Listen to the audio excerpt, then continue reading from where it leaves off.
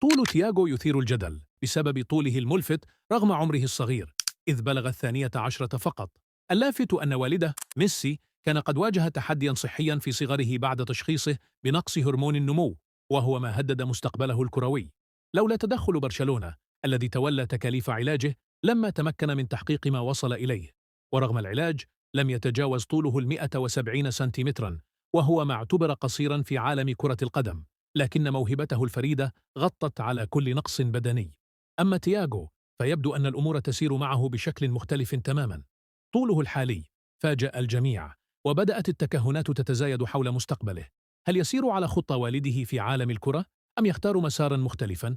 ما يبدو واضحا هو أنه يملك بنية جسدية تمنحه الأفضلية، وإن جمع بينها وبين الموهبة فقد نشهد ولادة نجم جديد من عائلة ميسي.